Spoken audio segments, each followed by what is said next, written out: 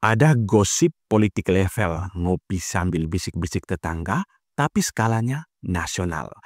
Jadi begini ceritanya, tanggal 6 sampai 7 Mei 2025, Mas Wapres Gibran Rakabuming Raka kunjungan kerja ke Provinsi Nusa Tenggara Timur.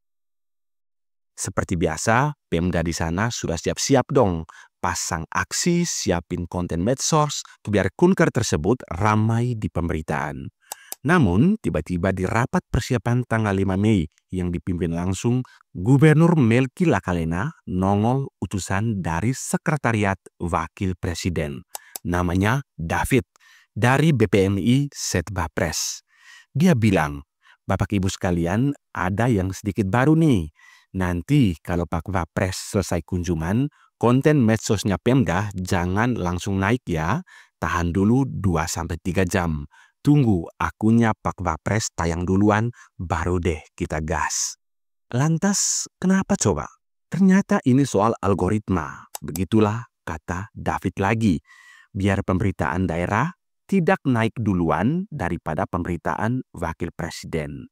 Atau dengan kata lain, biar viralnya duluan ke Mas Gibran, bukan dari pemerintah daerah.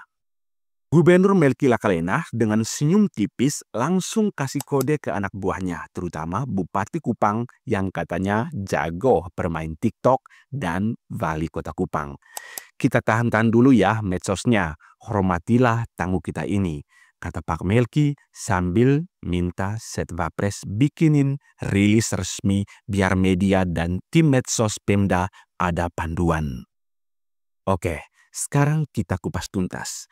Instruksi tahan konten demi algoritma ini sepertinya pas sekali timingnya dengan drama lain yang sedang berlangsung di Jakarta antara Presiden Prabowo dan para purnawirawan TNI.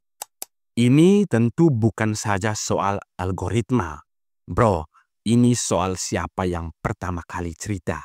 Dengan timnya Mas Gibran posting duluan, mereka bisa full kontrol narasi, angle, foto, video. Pokoknya semua harus kelihatan kinclong sesuai dengan briefing atau arahan. Jadi tidak ada tuh versi Pemda yang mungkin saja kurang Instagramable atau kurang Facebookable atau kurang menarik di TikTok. Kalau konten Wapres naik duluan dan diharapkan viral, kesannya Wapres disambut antusias dan pemberitaannya langsung meledak. Padahal sudah ada agenda setting agar konten-konten atau pemberitaan lain ditahan dulu sebelum pemberitaan dari Mas Wapres naik duluan. Inilah trik klasik buat tunjukkan popularitas di era digital. Yang terakhir bisa jadi arahan dari wakil presiden itu supaya menghindari blunder atau framing liar. Tim Gibran harus ekstra hati-hati di tengah panasnya isu politik yang lagi berkembang. Dengan konten yang terkontrol, mereka bisa meminimalisir risiko ada potongan video atau foto yang bisa saja dipelintir atau jadi bahan gorengan netizen. Apalagi kalau sampai ada wartawan yang tiba-tiba melakukan doorstop atau wawancara yang tak terduga. Sementara kita tahu di hari yang sama, Presiden Prabowo lagi halal bihalal dengan purnawirawan TNI. Nah, di forum purnawirawan ini sebelumnya ada suara-suara kencang minta Gibran dicopot gara-gara putusan MK soal batas usia. Gibran tidak bisa hadir dalam acara tersebut. Kunjungan kerja ke NTT yang sukses dan viral versi timnya bisa jadi cara buat tunjukin kalau, hey, saya kerja kok, didukung daerah. Saya tidak terganggu sama isu yang lagi berkembang di Jakarta. Ini semacam counter naratif terhadap isu pemakzulan yang lagi dihembuskan. Kunker yang juga bisa jadi alasan resmi karena Gibran tidak bisa hadir di acara para purnawirawan yang mungkin suasananya bakal panas dan serba kikuk tersebut. Lebih baik kelihatan sibuk kerja di daerah daripada harus menghadapi tatapan dan interaksi langsung bersama para jenderal senior tersebut. Lantas, sebenarnya bagaimana hubungan antara Presiden Prabowo dan Wapres Gibran?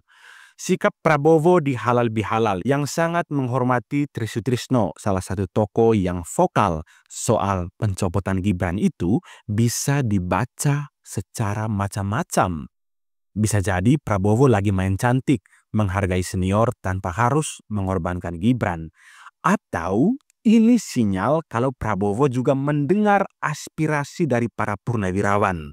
Yang jelas, Prabowo pasti tidak mau pemerintahannya goyah gara-gara isu pencopotan wakil presiden. Perintah soal medsos di NTT ini mau menunjukkan kalau tim Gibran juga proaktif bangun citra dan narasi sendiri, tidak cuma mengikuti arus Prabowo. Mereka sadar betul pentingnya personal branding di politik modern, apalagi di tengah isu sensitif yang lagi ramai diperbincangkan oleh publik.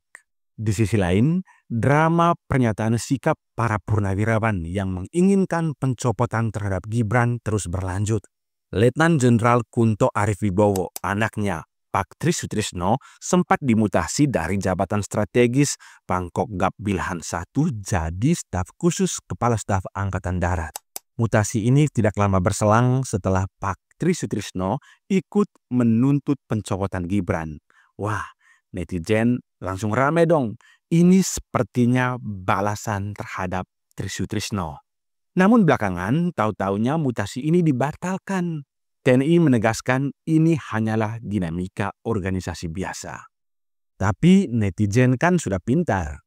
Mereka berpikir ada sesuatu di balik layar. Pembatalan ini bisa jadi karena ada pasbek yang kuat atau ada deal-deal politik lain untuk mendinginkan suasana. Ini menunjukkan kalau para jenderal senior seperti Pak Tri masih punya taji dan pengaruh yang kuat.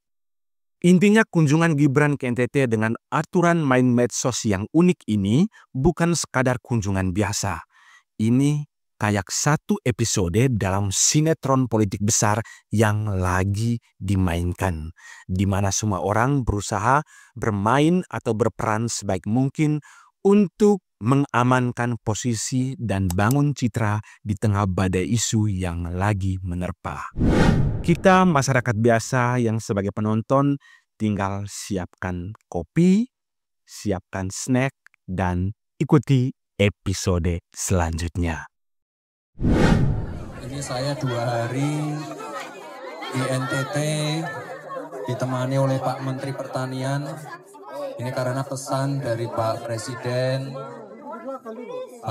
Prabowo, beliau memprioritaskan masalah ketahanan pangan dan juga kesejahteraan petani.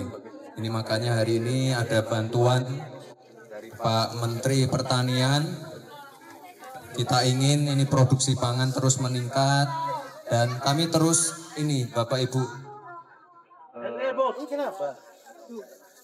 menampung masukan valuasi dari para pelaku dan para petani. Jadi Bapak Ibu tadi saya tanya beberapa, kalau di sini pupuknya udah nggak bermasalah ya? Pupuknya aman ya? Pupuk aman. Bulog aman ya Bu ya? Harga dari Bulog aman ya Pak Menteri? Aman semua ya? Tadi saya lihat beberapa masih mengeluhkan masalah pengairan ya? Air ya? Airnya masih susah. Oke, ini kebetulan kunjungan saya di NTT ini harusnya kami mengunjungi 3 bendungan tapi hanya sempat melihat 2 bendungan. Nanti untuk masalah air di daerah sekitar sini ya nanti akan dicarikan solusinya oleh Pak Menteri. Jadi Pak Menteri ini nggak pernah di kantor, selalu di sawah. Jadi beliau langsung turun ke lapangan, berdiskusi, berdialog dengan para petani.